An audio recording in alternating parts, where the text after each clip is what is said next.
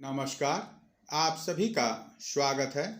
आज हम लोग भाषा व्याकरण में लिंग यानी जेंडर पर चर्चा करेंगे, जो हमारे लिए बहुत ही उपयोगी है, क्योंकि हमें इस बात की पहचान होनी चाहिए कि कौन पुल्लिंग है, कौन स्त्रीलिंग है, कौन सा शब्द पुल्लिंग है, कौन सा शब्द स्त्रीलिंग है, कौन सी वस्तु पुल्लिंग है, कौन सी वस्तु स्त्रीलिंग है।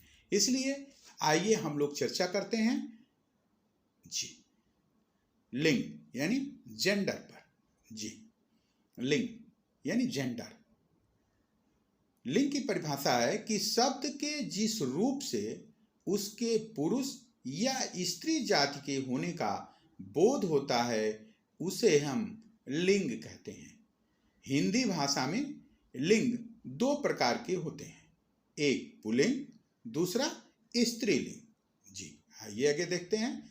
पुल्लिंग पुल्लिंग की परिभाषा यह है कि संज्ञा के जिस रूप से पुरुष जाति का बोध हो उसे पुल्लिंग कहते हैं। जैसे बालक, अध्यापक, पिता, पंडित, मोर, तोता, लड़का, आदमी आदि। यह पुल्लिंग की परिभाषा है, ये उसकी पहचान है। जी आगे देखते हैं स्त्रीलिंग। जी संज्ञा के जिस रूप से स्त्री जाति का बोध हो उसे स्त्रीलिंग कहते हैं। संज्ञा के जिस रूप से स्त्री जाति का बोध हो उसे हम स्त्रीलिंग कहते हैं। जैसे बालिका, अध्यापिका, माता, पंडिताइन, मोरनी, बकरी, मैना, लड़की, औरत आदि। आइए आगे हम लोग देखते हैं। आप देखिए, यह चित्र आपके सामने दिखाई दे रहा है, जिसमें गायक पुल्लिंग, गायिका स्त्रीलिंग आपके सामने चित्रों में दिखाई दे रहे हैं। जी संज्ञा शब्दों को दो भागों में रखा जा सकता है। संज्ञा शब्दों को दो भागों में रखा जा सकता है।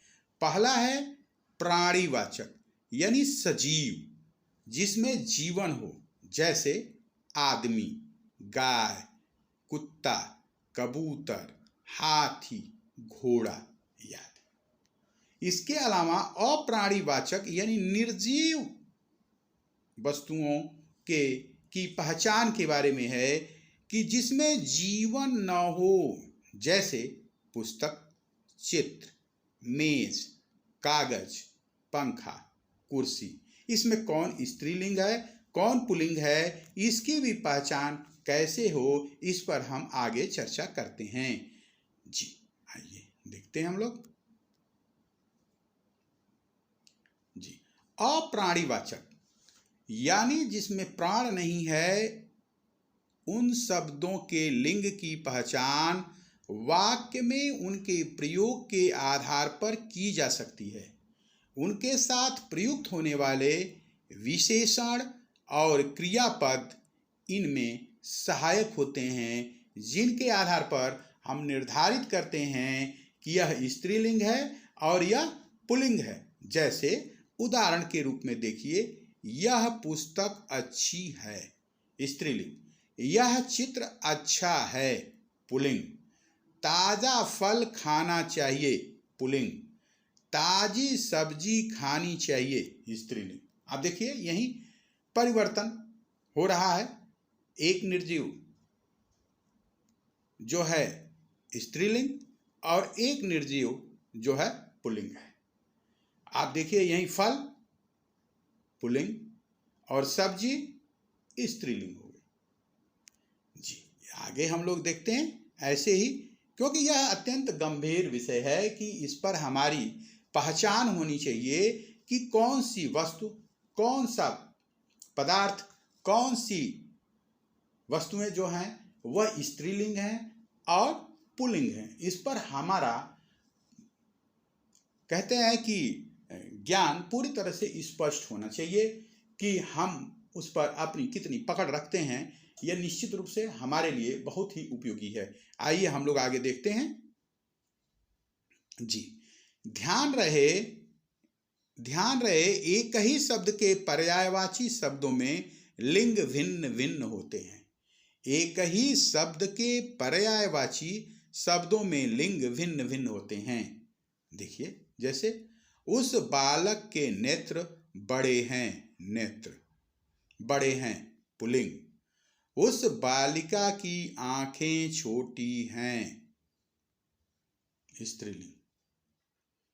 यही आंख नेत्र, यहां यही आंख यहां आंखें हुई और दोनों के लिंग में परिवर्तन हो गया। जी, आइए आगे हम लोग देखते हैं।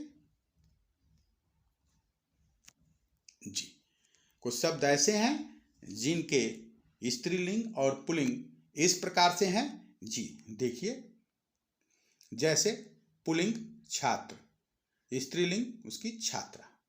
बालक पुल्लिंग, बालिका स्त्रीलिंग। प्रिय पुल्लिंग, प्रिया स्त्रीलिंग। महोदय पुल्लिंग, महोदया स्त्रीलिंग। देव पुल्लिंग, देवी स्त्रीलिंग। नाना नानी। मामा मामी। बेटा बेटी। ये उदाहरण है स्त्रीलिंग और पुल्लिंग के। जी, यहां देखिए, पुल्लिंग माली और स्त्रीलिंग मालिन। देखिए, नाग नागिन। पुल्लिंग अध्यापक, स्त्रीलिंग अध्यापिका। लेखक लेखिका। नायक नायिका। स्वामी स्वामिनी। तपस्वी, देखिए पुल्लिंग तपस्वी और स्त्रीलिंग तपस्विनी। देखिए, गुणवान पुल्लिंग और गुणवती स्त्रीलिंग। गुणवान पुल्लिंग और गुणवती स्त्रीलिंग। आइए आगे देखते हैं हम लोग।